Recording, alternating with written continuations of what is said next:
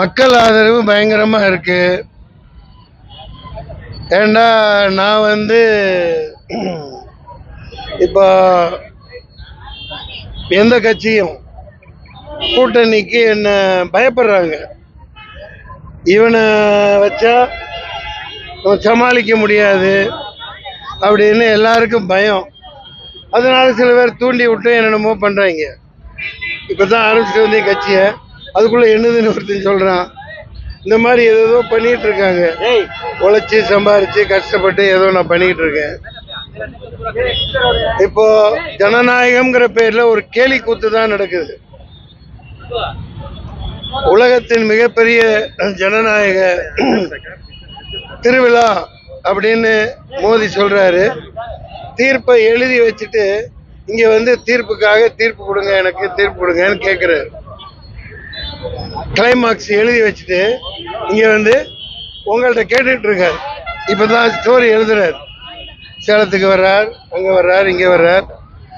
இதெல்லாம் அமாவாசை நாடகங்கள் இந்த நாட்டு மக்கள் பார்த்துட்டாங்க. இந்த மோடி மஸ்தான்கிற ஒரு டப்பா வச்சுக்கிட்டு எல்லாம் பண்றாரு. டப்பா, இவிஎம் டப்பா, 5 வச்சா 10, 10 வச்சா 20, என்ன பண்றதுன்னு தெரியல. ஏதோ கொஞ்சம் மற்ற இருக்கிறத நீங்களும் கொஞ்சம் அப்படி ஜெயிச்சுட்டு போங்கடா, ஏன்னா எலெக்ஷன் நடந்த மாதிரி தெரியணும் இல்லையா? அந்த மாதிரி கொஞ்சம் இருந்தா உங்களுக்கும் போடுறேன், பிச்சை இருந்தா எடுத்துங்க. அந்த மாதிரி ஒரு பிச்சைக்காரனா தான் நானும் இங்க நிக்கிறேன். உண்மை அதுதான். எவனும் வாயை திறந்து பேச மாட்டான், நான் பேசுறேன். இங்க 20 வருஷமா, 40 வருஷமா, 70 வருஷமா, 150 வருஷமா ஆண்ட பரம்பரையெல்லாம் நிக்கிறாங்க. இங்க எல்லா பிரச்சனையும் அப்படியே இருந்துட்டு இருக்குது. இந்த பஸ் ஸ்டாண்ட் இது பிரிச்சு கட்டாம இருக்கிறது, குப்பைகளுக்கு வலிக்காம இருக்கிறது, இதெல்லாம் சும்மா ஜுஜிபி மேட்ரு. இதெல்லாம் பிரச்சனையே இல்லை. வாழ்வாதாரத்தை உயர்த்தணும், வேலை வாய்ப்பை உயர்த்தணும், சுத்தி பசுமை ஆக்கணும். வேலூரை ஒரு கொடைக்கானல் மாதிரி, அதாவது சுத்தி மலைகள் இருக்கு. அந்த மலைகள்ல உயரமா 40 அடி 80 அடி உயரமான மலைகளை வெளிநாட்டு தொழில்நுட்பத்தில் மரங்களை நட முடியும்.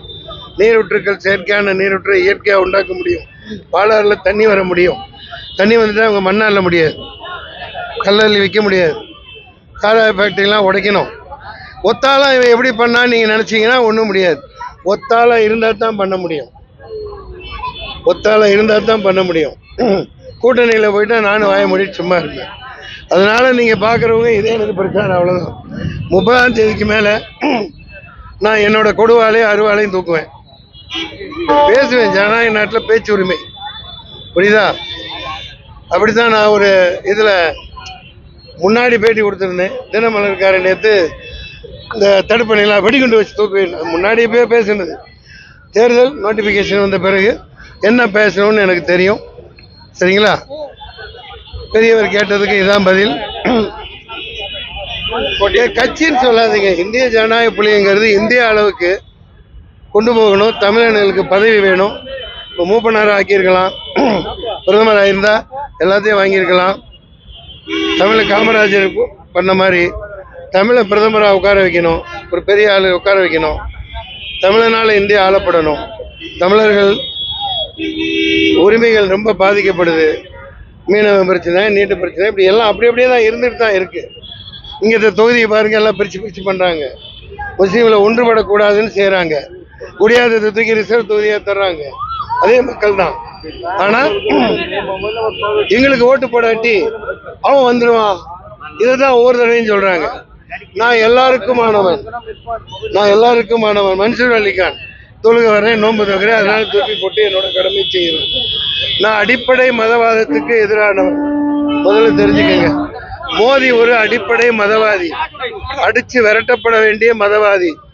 நான் எந்த முஸ்லீம், இந்து, கிறிஸ்டின் எந்த அடிப்படை மதவாதத்தையும் எதிர்க்கிறவன். we for each for all for each. அதுதான் நமக்கு வேணும்.